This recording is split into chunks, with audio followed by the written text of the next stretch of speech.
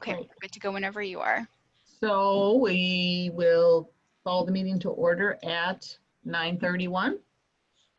Just a reminder to please type your name and your library into the chat box so that we can use that as our sign-in sheet.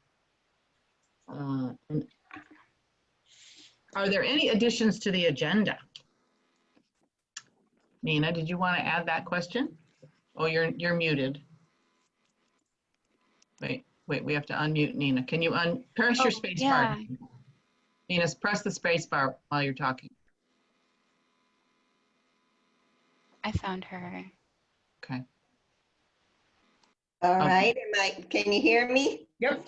Okay, I'd like to add how people are handling, especially those that are fine-free, their long overdue patrons. We've had a lot of calls for staff members to, they want to have override permission, and I'm very loath to do that for a lot of people. So I was kind of dreaming of having like a one-time thing that I could give to staff for permission, some kind of login or what. Check on prune juice, Bob. Price check on prune juice.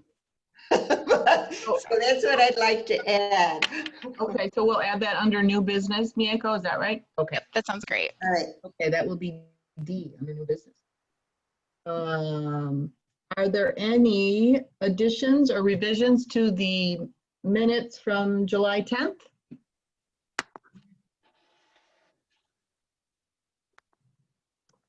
I don't see anything in the chat. So. Okay. So can I have a motion to approve the minutes? Somebody needs to unmute themselves in motion, please. Anybody? Lori from Des Plaines. Thanks, Lori. Sure. And Lori from Des Plaines and Nina from Carrie? No, Carrie? Mm-hmm. Why can't I remember that, Nina? I don't know. Okay. Okay, hey, the minutes are approved. So we will go on to the officer reports. I have nothing to report. And Karen is not here today, so she has nothing to report. And I'm assuming we don't have a secretary yet, so no, the secretary has nothing to report. So we'll go on to CCS reports. Sounds great. I just have a couple things. First, I wanted to give a migration update. It goes without saying, but thank you everyone for a very smooth migration. The libraries are fantastic. Palatine and Grays Lake did an absolutely amazing job under such bizarre circumstances. So like, round of applause to you guys. I also just kind of wanted to give some numbers about the patron duplicated records. When we brought in Palatine and Grays Lake databases into CCS, it resulted in 2 or 3 separate patron records with the same barcode for roughly 8,760 patrons. So Bob was fantastic, and he built an auto merge process for this round. I'm sorry, that was the amount that Bob's auto merge process was able to merge, 8,760 records, which was the vast majority of duplicated records. We still have about 140 patrons that can't be merged because of things like holds ready for pickup and collections, and a little over 300 duplicated records that could not be merged because the data didn't match up. So they had different names or different addresses, and they were rejected by the auto merge process. So we're still going through those manually, but the auto merge process definitely saved a lot of time.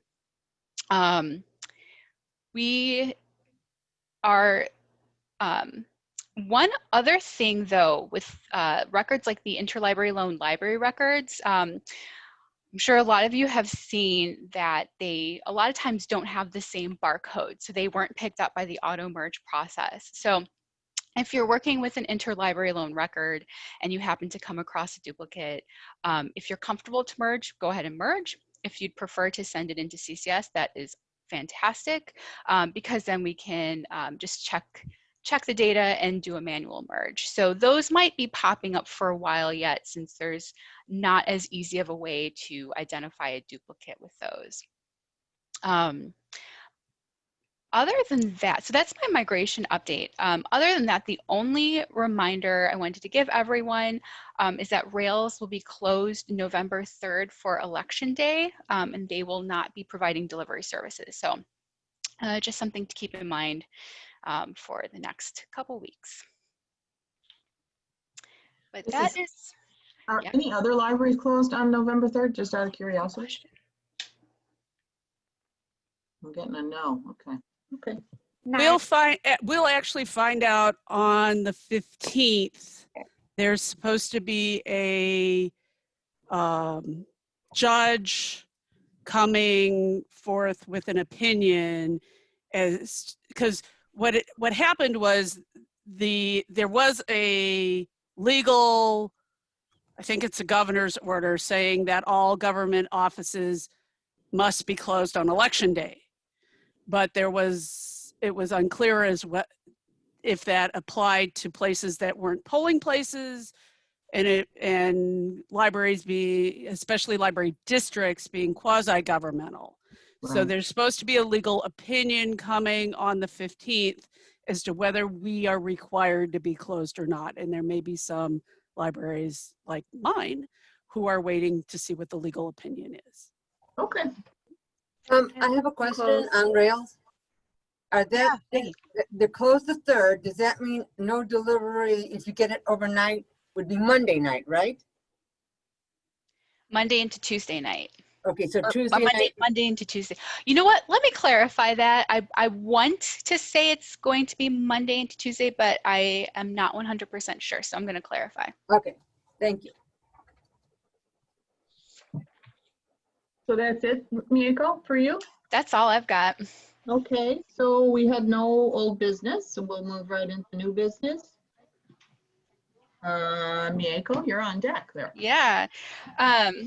You guys are going to be so sick of me asking about this.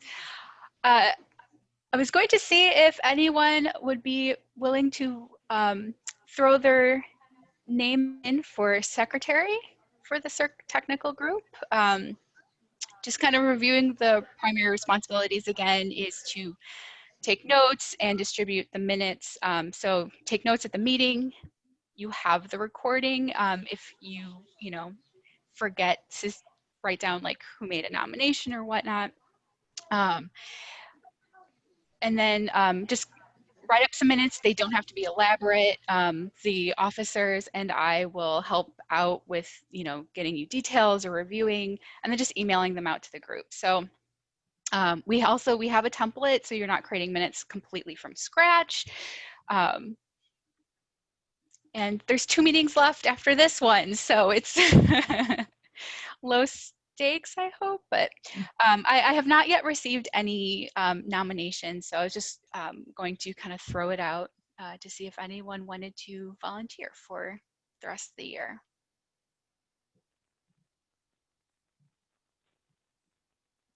Miyako, I'll volunteer for the rest of the year. Carrie? I mean, formally, I guess we want to have. Oh yeah, can I nominate myself? You can nominate yourself, Awesome. 100%. All in favor? Yeah. Don't anyone say no? I'm just kidding. Any opposed? No. Yay! Thank you, Carrie. Thank you, Carrie. No problem. Nancy thanks you too. Yes. I should mention Nancy and Carrie. Nancy's volunteered to take minutes for this meeting, so a huge thank you to her. And then Carrie, I guess starting at the January meeting, if you're willing to take minutes, that would be wonderful. Absolutely. Excellent. Thank you guys so much.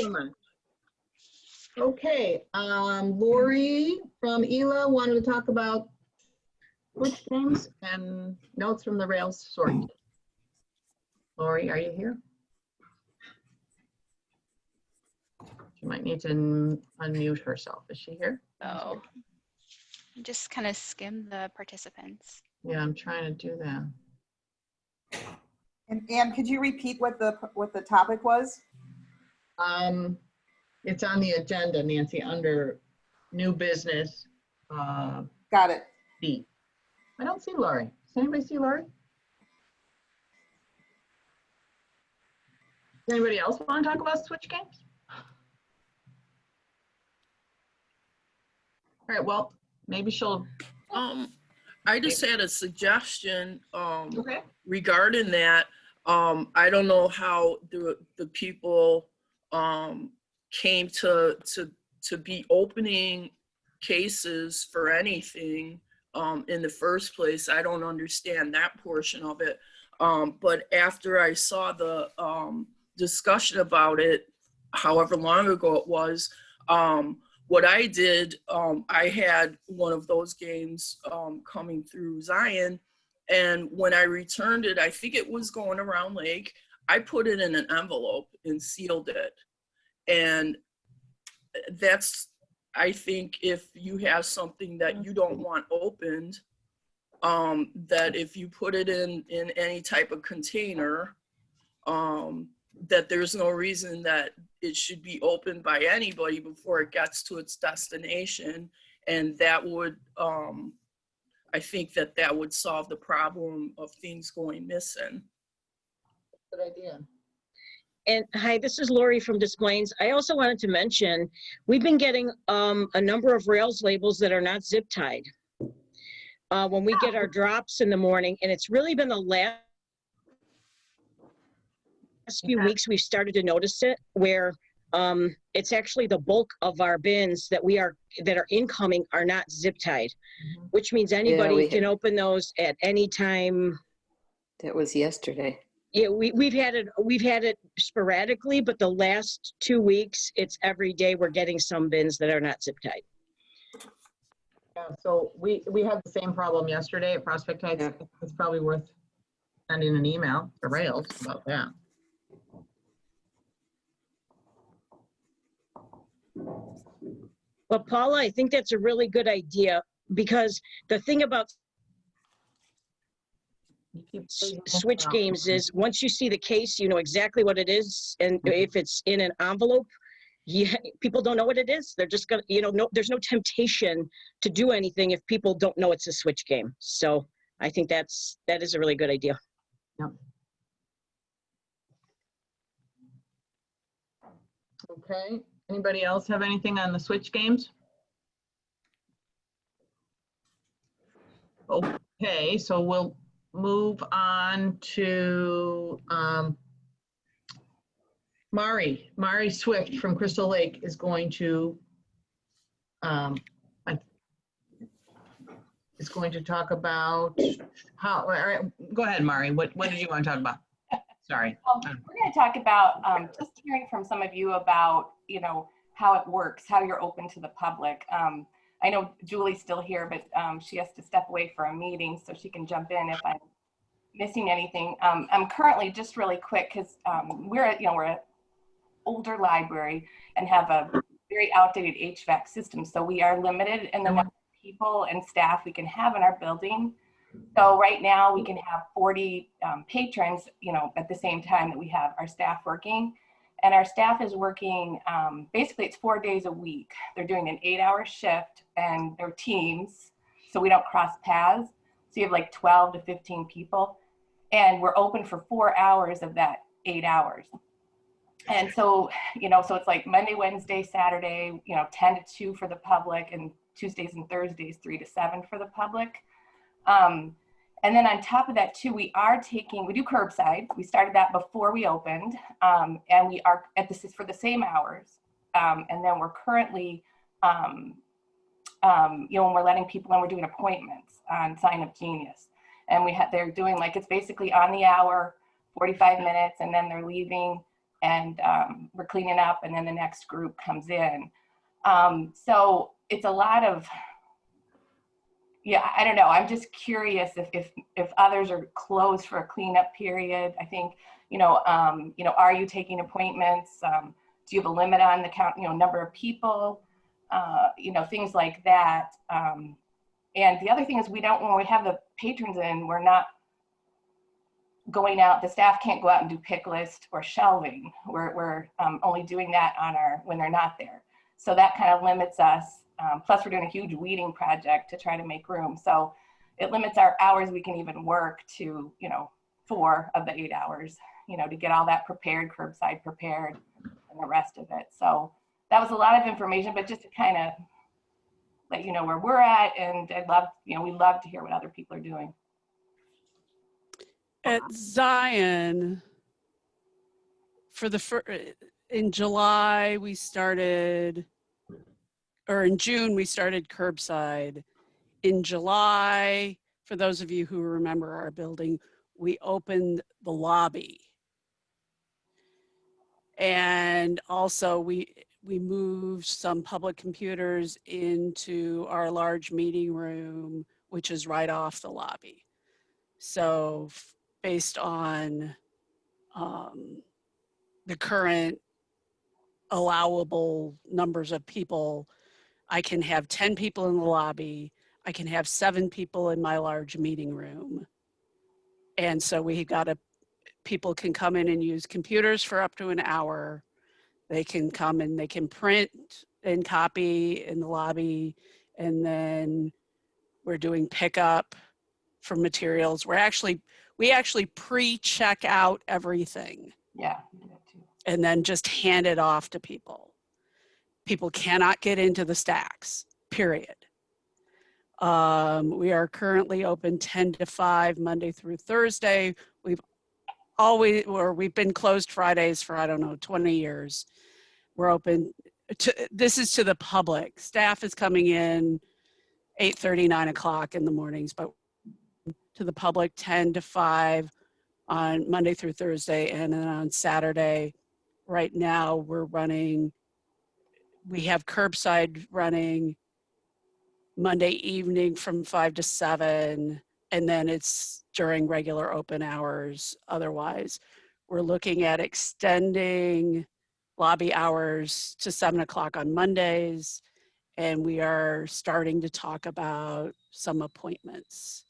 But we probably will not be doing that probably until November at the earliest. We're starting to do planning on that right now. So that's what we're doing. So my internet is kind of coming and going. When Prospect Heights is currently closed to the public, but for renovations. So this COVID thing in one way was sort of beneficial to us.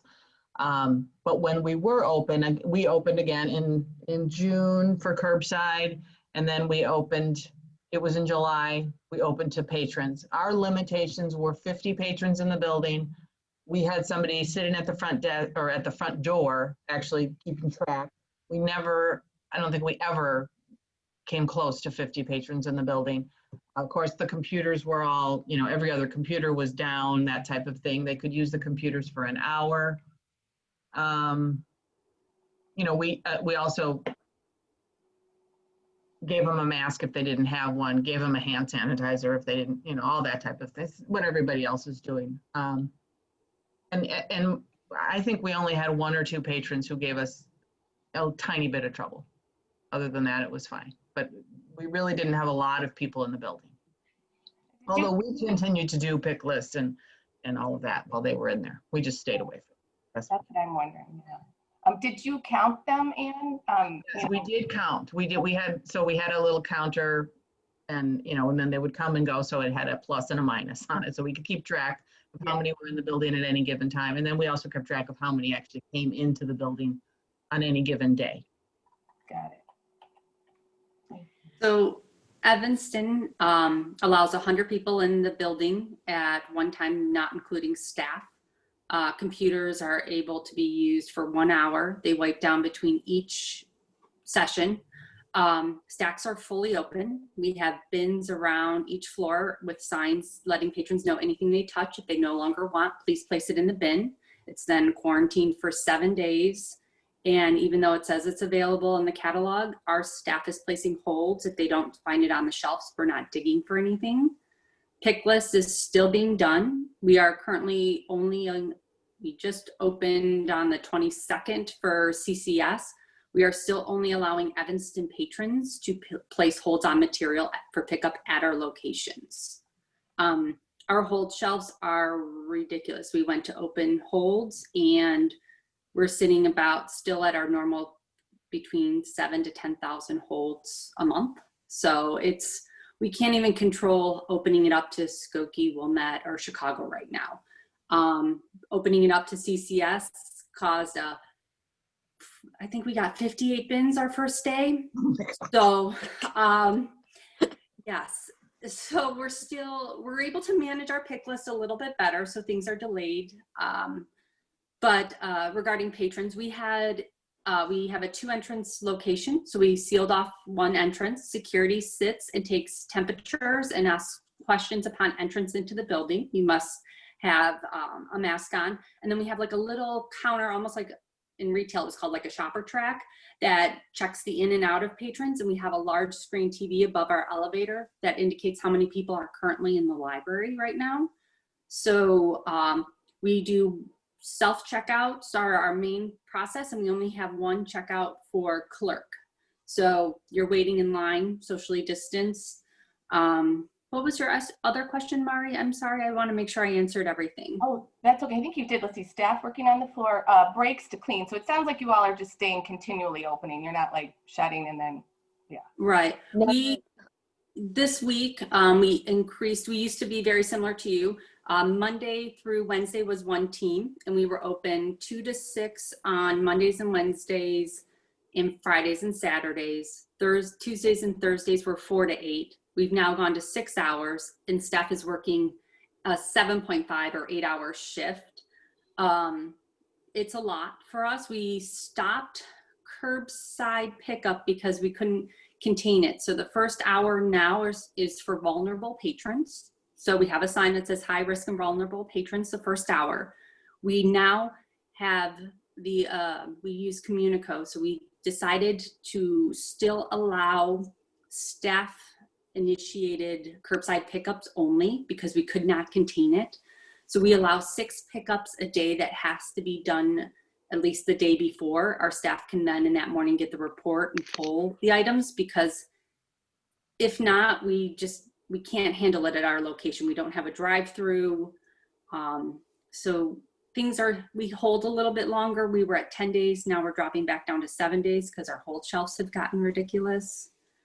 So I think that's the main things that we have done here. We are still in the stacks, still doing pick lists. We're on A and B teams. We're closed on Sundays. Staff will now be in the building on Sundays starting this week. So that'll help quarantine. Our quarantine bins are huge.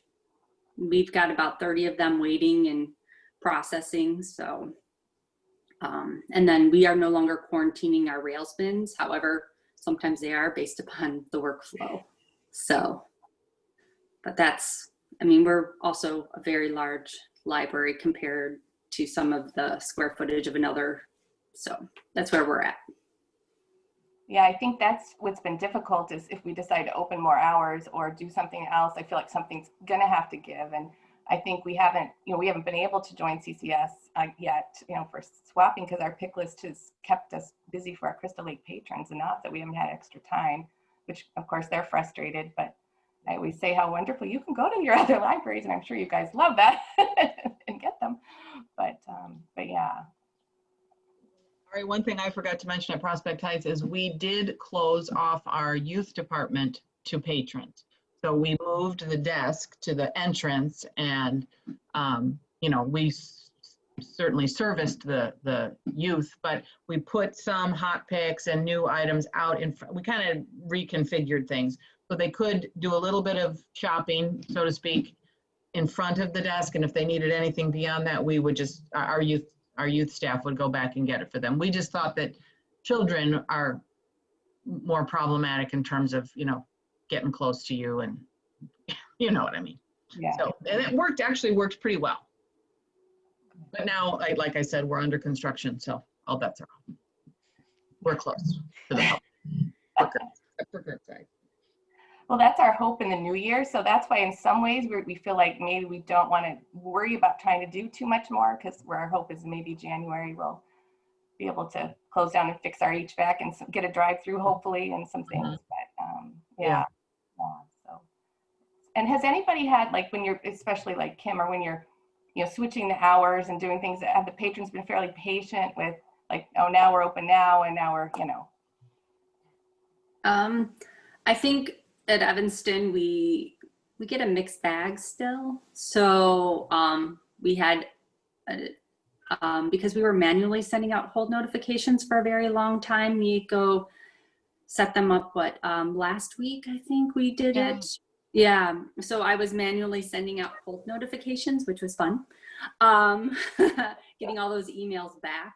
I think patrons were very frustrated, especially our Chicago patrons. They wanted to have access to their holds, and they were still suspended up until the 14th. They have yet to decide, Tim and Access has yet to decide if we're going to open it back up to reciprocal borrowing. But I think the hours, it's hard to communicate because people didn't even realize we were open until we started sending automatic notifications. They're like, oh, we didn't realize you were open. People aren't checking their emails or reading things properly. We know that's normal. So I think the main thing is when we opened on Monday, which was our first Monday this week, we had a handful of people. And those were the people picking up, because we have self-service holds.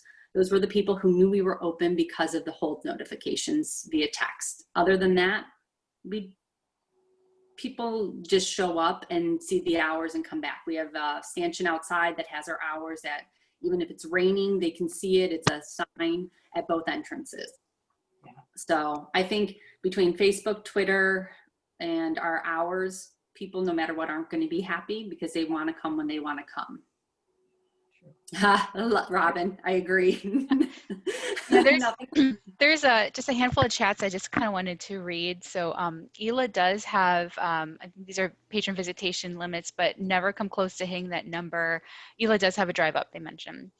Carry limits to 40 patrons, and there's no chairs out, so people are coming and going quickly. They are open all regular hours. And then Highland Park closes a quarter till every hour to clean.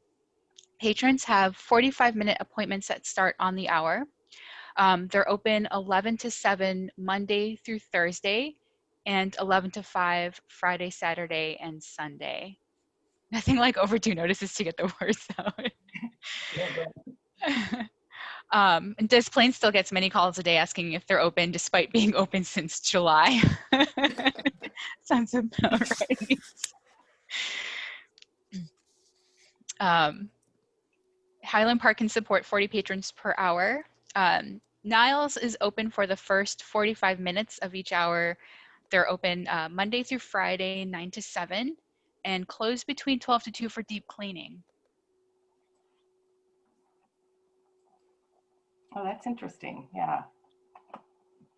I want to say too, Lori can talk about the pick list and shelving, but Des Plaines, we're open. I mean, we're reduced like 3 hours a day from our normal schedule, but we're pretty much open. We're 10 to 7 weekdays, and then, oh my gosh, I just blanked out on the rest of our hours, even though I tell them to patrons every day. We're open 7 days a week. It's 10 to 5 on Saturday and 1 to 4 on Sunday, but all of our stacks are open. What we do, we only have 2 computers open, and they're by appointment only and card holders only. And what am I missing? We took away all the seats. So there's not a time limit on how long you can be there, but if we notice someone's been in the building for a while, we can say, hey, you know, do you need any help? Do you need us to, you know, kind of like wrap it up a little bit, please? But there's nowhere to like sit and stay for a long time. But other than that, it's, and then, you know, our study rooms and everything are closed. Other than that, it's pretty much business as normal.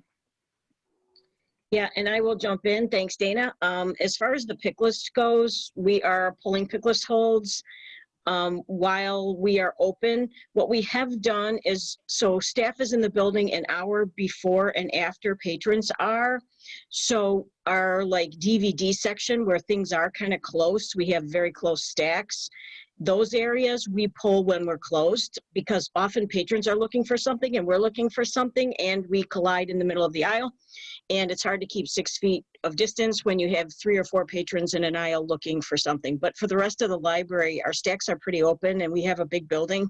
So we have just told folks pulling pickless holds, just please make sure and social distance. If there's an area you want to pull and there's people in it, go to the next area. The other thing is our youth services computers are closed. And youth services is really just open for browsing and lending.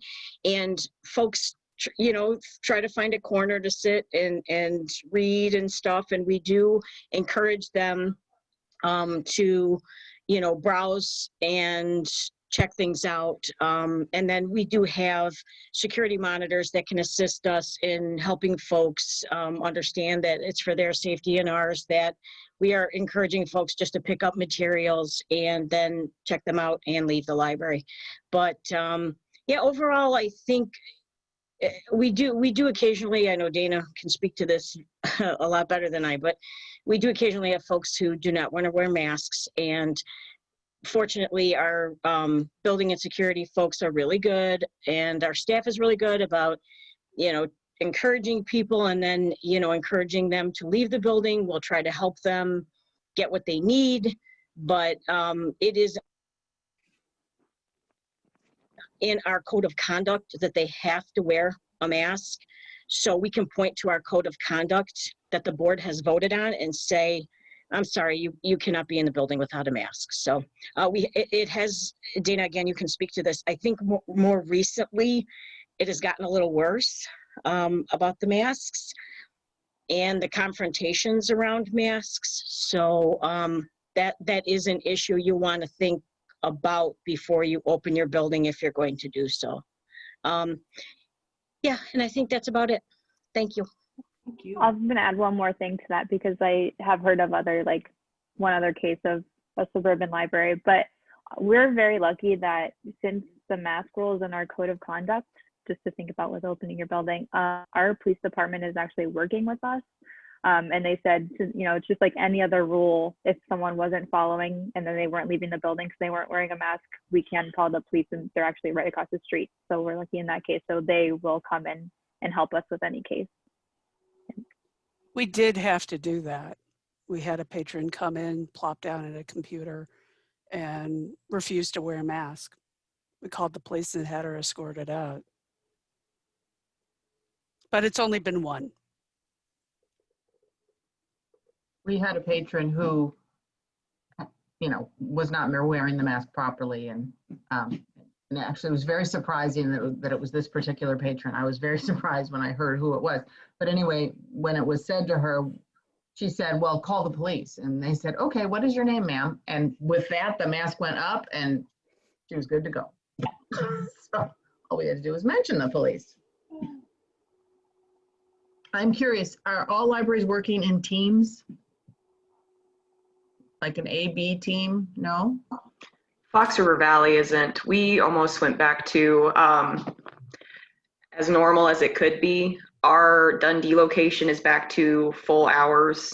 Our Randall Oaks branch is at limited hours just because we don't have full staff there. But if adult and teen or youth staff can work from home, I'm sure those managers might have specific shifts where they schedule them from home, but we don't have it as dedicated as like A teams and B teams. Obviously, for CERC staff, there's no real working from home for that, so I'm just trying to spread them out through the library. We installed a phone in our meeting room so that we didn't have 3 bodies in what's essentially like a 10-foot by 10-foot space, just to kind of spread it out a little more. But kind of going to Mari's questions too, at least for patrons, the majority of our patrons coming in, we don't have our computers open. So I'm sure that's a big reason why we haven't just been hit with a wave of people. Most people are just coming in for notary services and prints. Like we have people picking up holds, but we're not really giving them an opportunity to linger. They just come in, get out.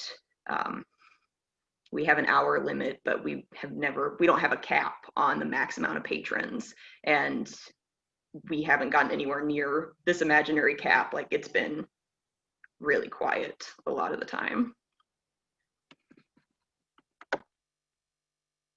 Just real quick, going back to the question about teams, it sounds like a number of libraries are not doing teams. So Highland Park, Winnetka, Northfield, Round Lake, Lake Forest, Zion at this time is not working in teams. Niles has 2 teams that work Monday through Thursday and 2 teams that work Friday through Saturday. And then it sounds like for ELA, it's split up based on department. So circulation does not have a team, but the larger library does have teams. Algonquin started in teams, but they've been disbanded. Oh yeah, Belinda, I remember emails saying, or with the Orange Team Pride, yeah. And Carrie is not working in teams. Okay, interesting. So Mari, do you think you got most of your questions answered? I do. I'm trying to make sure I get good notes to share with Julie. Yes, thank you very much. Yeah, it's just, you know, it's interesting how we kind of, you know, each have to adapt our own little recipe to, you know, work with our building, people, community, and all of that. But yeah, it does help. It does help. I think one of the things too, I know we have to be careful, but I'm just wondering if we can at least get people back out, just picking the pick list and stuff like that. I think would make us less stressed. You know, it's like, it seems like then it closes, everyone leaves and we're just running like mad people. But yeah. Well, good luck, whatever you decide. Thank you very much. Thanks, everybody. So the addition to the new business agenda or list of items is how, Nina from Carrie, how libraries are handling long overdue patrons. Nina? Yeah, well, I'm just having a lot of problems because of the need to quarantine items for 7 days. So a lot of, there's an automatic block that is put on when you're fine free that we've extended to 3 weeks. And we've also, thank you to Mieko for doing, she switched it so that the auto renewals will still happen even though that long overdue block is on the account. But I'm getting a lot of still patrons that say they returned things and they still can't check out, and staff members want to be able to override in order to check them out, and there's not always someone there, and I frankly don't necessarily want to override because I have no way of knowing if those items are indeed back. I just was wondering if anybody has any hints or things that they can share that might make this. This is Lori from ELA. Sorry. We have been having the same problem. We're fine free too, same scenario. Mieko just switched ours as well, so we renew the other things. But what we have found, we don't override them typically, but what we have found is we've asked, now we do have a drive-through too though, so it's a little, we do have that advantage. We do too. Oh, do you? Okay, yeah. So what we have been offering people, so if someone is in front of me, I will say, do you have a spouse? Does the spouse have a card? If the spouse has a card, I can put whatever items you want to check out today on hold on the spouse's card, put it in the drive up, and then after work or tomorrow or over the weekend, they can just swing through the drive up and pick them all up. So, you know, and I also try to explain to them that it's not really the quarantine. The quarantine really isn't, we know it's COVID, and so this one time you're going to have this problem, but you're never going to have it again because this only happens if something is really, really, really far overdue, which you, of course, would never do. You just had this problem because of COVID. And so I just try and work it that way. We try and offer, does your child have a card? Is your child here? Let's get them a card. Does your spouse have a card? You know, something like that to try and that seems to be working pretty well for us. So that's a good idea. Great idea. At this point, we've been doing something similar to that, where if they don't, I mean, we didn't ask if they have a spouse or anything, but if, you know, they have more than one item that's gone to loss, we're not fine free yet, I forgot to say, but we keep going temporarily fine free for periods of time just to test the waters. But anyway, if someone, you know, has many items on lost and they're trying to check out, we suspend the hold and say, oh, well, if they're back in quarantine, you know, a week from now, they'll come back to you if they have no other way to do that. But we've been kind of, there's one item, we'll let them check out, but if there's multiple, we've been trying to stay hard on that rule of not checking out items. So. Can I ask a question regarding that as well? Those that are fine free, do you backdate your material still? Because we have area libraries in that are still have fines, and because we don't backdate, the patron is accruing fines based upon the checkout location. Because we are quarantining even though they returned it. So let's say it's, I don't know, I forget what libraries are charging fines right now, but they're accruing fines. Does anyone backdate? We are not at Cary, and I had also spoken with CCS about this issue as well. Since all our area libraries, particularly, I guess, Crystal Lake just went fine free.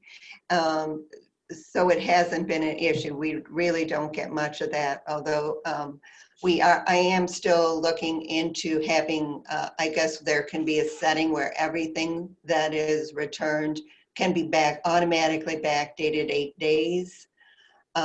This is a little dicey for us just because we have some library thing items that do indeed still incur a fine. So it's I haven't yet made a decision on that, but so far as I know, we haven't actually charged anyone fines for, material that they checked out somewhere else and returned here. So it's okay, but we're much more isolated than you are. I mean, you've got people all around you checking out and from each other's libraries where, ours would mostly be Crystal Lake, Fox River Grove, and Barrington, which aren't even on, so we wouldn't even check them in. So Algonquin's fine free. So we do allow, because we are so far behind, we allow patrons when things are billed to their account to continue to check out. The staff member just looks at the account and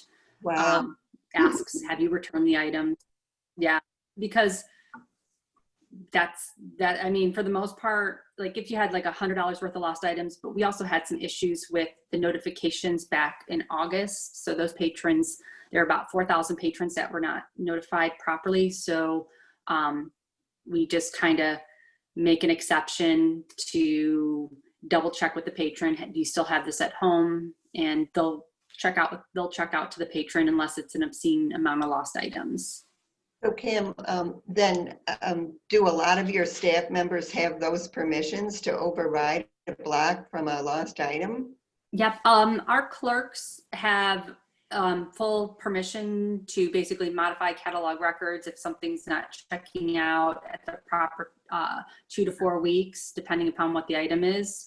So they can automatically fix that for the patron so it doesn't change. So Jose has given a lot of leeway to our clerks to make the best decision for the patron at the time. So, and it actually is because we have 15 clerks, all of them have the same permissions, including our substitute. It just makes our job easier than having to change something, get called to have a person when we have someone in line. It just helps the flow of business. So that's, and we trust our people to make the right decision on behalf of the institution. They're the one talking with the patron at the time. We're not always there. So we have to, and then if they have questions, they email us and then we'll just teach them for the next time if the situation comes up. But they have permission to do just about everything. Round Lake also does the same thing as far as giving the clerks the override abilities for most things. We do 30-day backdating, and after that, I've been running reports between, for a month to see how many got past the team, who forgot to backdate. And then I clear those fines out. We are being very, very liberal with what we do because of COVID. and trying to make everybody in our community's lives a little bit easier. Maybe they're dealing with, you know, lack of work. Maybe they're dealing with people that are sick or medical bills, or I have to go take a COVID test and it's taking me 3 weeks to get the results. Either way, we have decided to make everything as nice as we can for our patrons. So I'm done. I do want to just take the opportunity, if any library here wants to set a default free day amount, CCS can set that up on the back end. So this way, every time you open up the check-in work form, that number of free days is automatically applied to your check-ins. So if you're interested, open a ticket. Yes, thank you, Mika. We did 10 days, but I'm going to consider going to 30 days. Yeah, So. if you want to change that, yeah, just let me know if you want to change Okay, it. thank you. Number of chats, it looks like libraries are, a lot of libraries are pretty split between whether they backdate or not. And like someone pointed out here, it probably depends on like your geographic location and what libraries are around you. Let's see. Lake Villa staff does have permission to override. Lynn says they call it COVID kindness and override long overdues. From True Story at Lake Forest, they're also not participating in the intra-CCS lending yet. They've been having an issue with one patron right now, having placing holds and requesting pickup at different libraries and claiming that they are returning some long overdues through Lake Forest. So. Always those kind of situations. I was just, go ahead. Go ahead. I was just going to ask, but it was different question, you know, with all the long overdues, and then, you know, the items being billed, and those people that still use collection agency, are things more, you know, like, is your collection agency numbers getting a lot bigger? Because I don't know, as we just had a patron that accidentally returned her items to the school, or she has a sick child, and so, you know, she returned them to the school by accident, is trying to get them back, but then she also was sent to the, you know, the collection agency because they were, you know, overdue. I was just wondering if everybody, or how many, I don't know what my question is, are using that as. I will say, I think there are still a number of libraries who have not turned collection agency submission back on. We haven't done that yet. We're looking at doing it soon, but we have been, because of the way we push dates out, we push dates out a month farther than most people. So patrons are just starting to get their overdue notices now. And then we're having to go through the conversations with them. I had to do one myself where, well, you're confusing us. You said you're fine free, but now you're sending me a bill for $100. Well, that's because your stuff has aged to missing. And if you return it, that bill will go away. Oh, okay. Those have been going out over the last few weeks. I'll think about turning on the collection agency. I don't know. I don't know if I'm going to do it before the end of the year or not. I'm going back and I won't do it before November 1st, that's for sure. And whether I will consider a holiday leeway or not, I'm not sure. I may do a national change of address update potentially before I do that as well. So anyway. Thank you. Okay. Before we move on, I have a question in chat on how libraries are handling library card expiration. if anyone, is anyone still extending expirations for all patrons? And what do libraries do if a patron isn't comfortable coming into the library to show proof of address? That's a really good question. We at Evanston, I think there were a couple of us that did it, end up doing the national change of address. And basically, if you, it has decreased significantly. We're down to, from the 4,300 that we, or 43,000, sorry, that we submitted, only like 2,000 came back, and most of them are students or moved around in districts. So we have a file that says new address, and we went through and our staff expired all of those cards and put a note, blocking note that said, national change of address, please verify with patron the new address. Anything else, we went through, and if they contact us, we renew it because we've already verified that information. Because we did it together as a unit, if you get more than 50,000 library cards, it saves so much because your patrons typically don't move very often.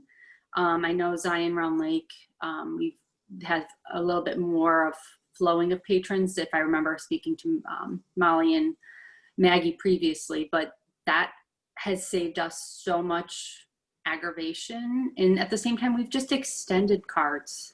You know, it's COVID. You do what you can to give someone access. So that's what we've done to confirm renewal of library cards. Robin, I'm going to unmute you if that's okay. I see that your hand is raised. All right, that'll make it so much easier. So we had a staff member that retired, and I was asking her what would be the easiest way to do like a Zoom call, but maybe on a different format so people don't have to download an app, so that we can actually look at their documentation without them coming in and then update them. And she sent me back a website called tax.lakecountyil.gov.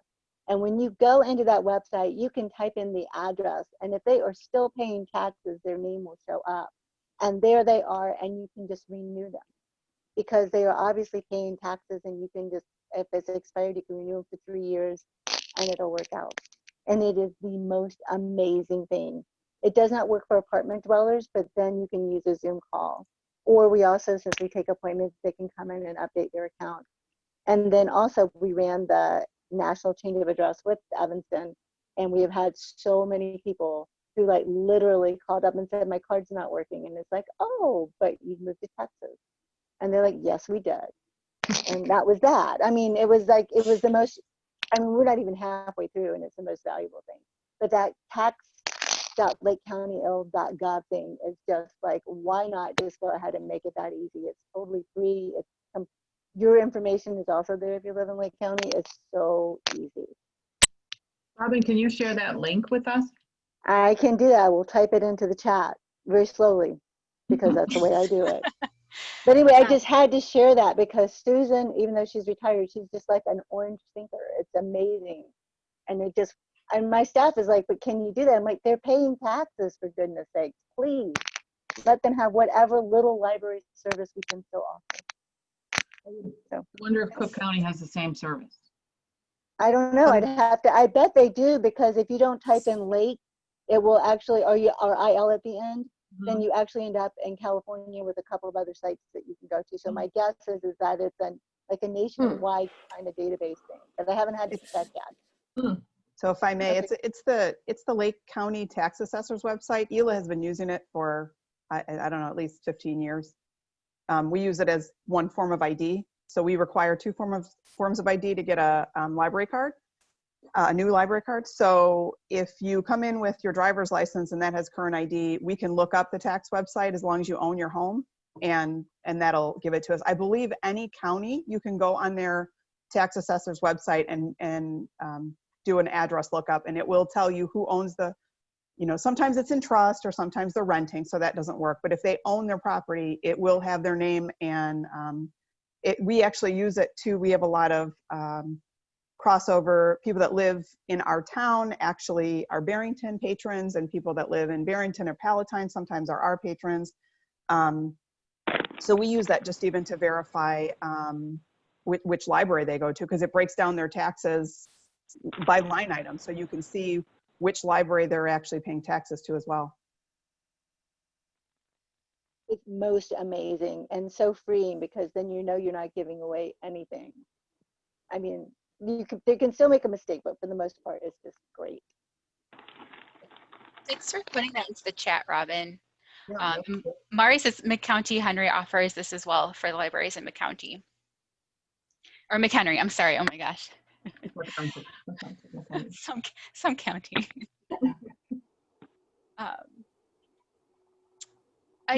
Explains for people who don't feel comfortable coming into the building and want to renew their cards. We've been switching it to that digital e-resource use that's, I guess, usually used for like patrons who apply for a card online. And that's worked out pretty well for our patrons. So that way we can renew the card for 3 years and then not worry about them, you know. And then we say, when you feel comfortable coming back in the building, just come and show us your ID and we'll renew it for physical materials as well. What is it that you're using? So if you go in the, I believe it's the patron code, you know, usually it says, you know, like mine's CPK patron or CPL patron. There's one and it says digital/e-resource use, and you block the card for any kind of physical. They can't put holds on things and they can't check out materials even if they go to the self-checkout. I know that my staff can override it at the desk, but they'll be able to they use all of our resources, our e-resources. So they can use Hoopla, you know, Libby, and then all of our more reference-y ones as well. But they just can't check out physical materials. So it's pretty, it's a win-win for people who can't come in, don't feel comfortable coming in the building, because there's no risk of, you know, them stealing a GoPro or something and not knowing where they live. Yeah. Great. Well, since we're curbside, we're just doing everything at the curb. So they can pick up a library card, they can do it. Okay. Sorry, Anne, I've got one more question to pose. For libraries who process passports and have opened this service back up to their patrons, or I guess if for the libraries who process passports, have you opened this service back up to your patrons? And if so, what safety measures do you have in place? Prospect Heights was open to patrons. We did reopen the passport service. You know, as far as, that's not my department, but as far as the safety measures, you know, we have the plexiglass and all of that was installed. And I believe they were in Nancy or Connie, if you know, they were asking patrons to, you know, like wait in their car and then they would call them in, I think. Yeah, I'm not sure of that. I think that's what was happening, but now actually we're closed to the public, but we're trying to, or the passport folks in our building have found a couple of locations in the community where we will still continue to do passports. So like at the Village Hall, and I think maybe one of the park districts nearby. So they're still offering the service to patrons, which is great because, you know, they love that.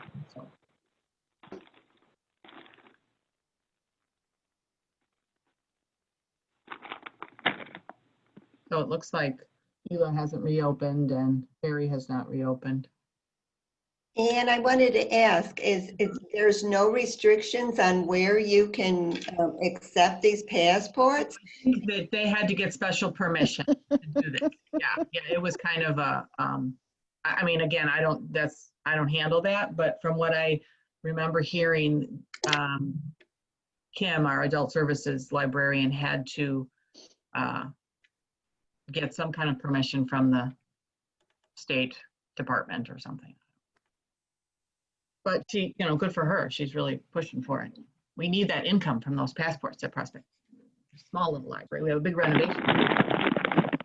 Like Mollie's comment, don't know where people are going with those passports. Exactly. I don't know where they're going either, but they do. They want their passports.